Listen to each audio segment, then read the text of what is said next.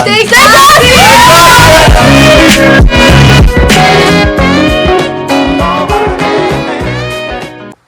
In celebration of Martin Luther King Jr. Day last weekend, Mary Muromcew, class of 22, examined ideas of belonging and identity in her Community and Multicultural Development Scholar presentation, titled Sticky Belonging, Hegemonic Gazes and the Taming of Queer Asian American Identities.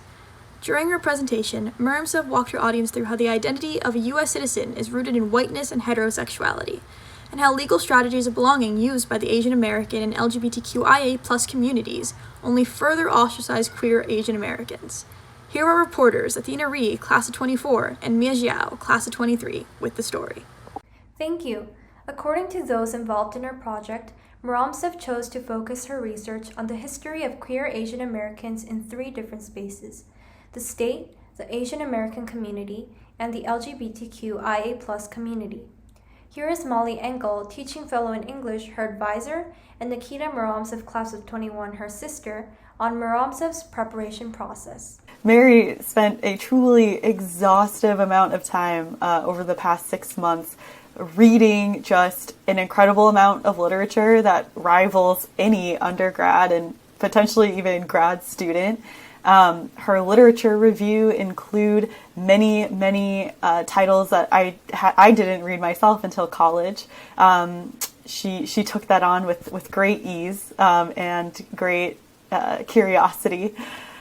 She also interviewed a giant list of very cool queer Asian Americans to hear their stories and to also do her own original research for this project. She wrote a paper.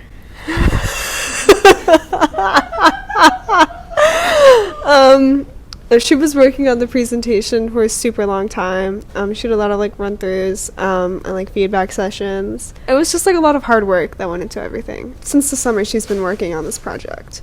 It's been a lot of research and writing and soul searching. Because the presentation was virtual, Muromcew faced a few challenges that she would not have encountered had she presented in person. But despite her challenges, Muromcew says that there were also advantages of presenting virtually. Muromcew weighs in. It was different. It wasn't what I was expecting.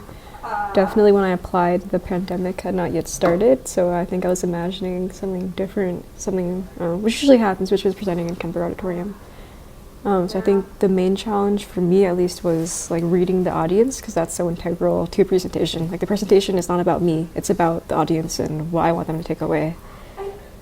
There were, I think there were benefits to being virtual. The main one, I think, was that some people who otherwise would not have been able to come were able to come, such as some of my old teachers. But yeah, I think the thing I was most thinking of was just bringing as much energy as possible, because it wasn't, again, I wasn't able to read the room per se. While still centered around an exploration of queer Asian American identity, Muromcew's final research had evolved slightly from her initial topic. She ended up investigating the concept of conditional belonging within American society by examining the modern-day prejudice against Asian Americans and derogatory association of the LGBTQIA+ community. I started writing the project proposal back in February or January of 2020, so almost a year ago. And I mentioned this in the presentation, but I originally wanted to research political and civic engagement of queer Asian Americans. So looking at some individual, a queer Asian American individual, and seeing if their levels of civic and political engagement would either be higher in the queer community or in the Asian American community, and kind of using that as a measurement for their belonging in either community. And this really stemmed from this, internal struggle I have of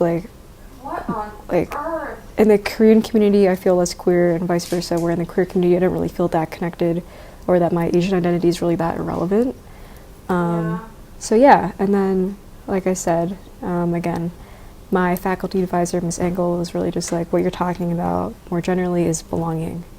So then that kind of widened the scope of my presentation. I think it speaks to a lot of experiences that she might have had that no one has ever been able to conceptualize. Specifically, I don't know. when you don't belong anywhere, it is hard to like vocalize that belonging.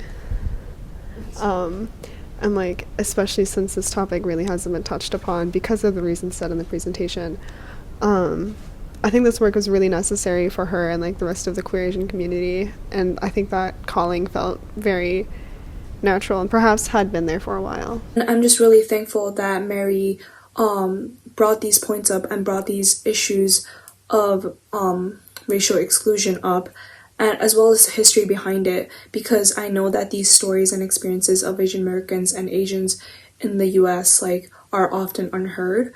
So I am really thankful that she did spread the awareness of these issues. Muromcew hoped that, after viewing her presentation, attendees would take a moment to reflect upon their own identity, feelings of belonging, and the social and political factors that inform these feelings.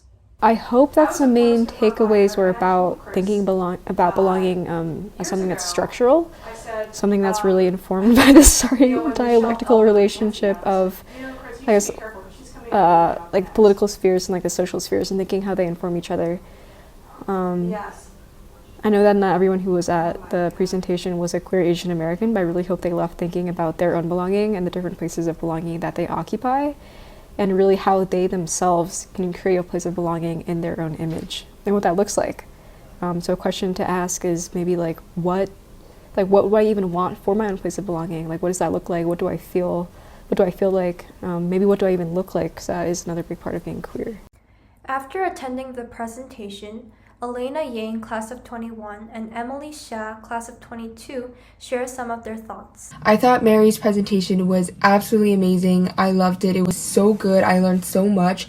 I thought it was so interesting how she looked at the state and Asian American communities and LGBT communities through a different lens of belonging, and then combined it all at the end to create a more holistic and intersectional understanding of it. As an Asian American, I learned a lot about the Asian American community and Asian American history.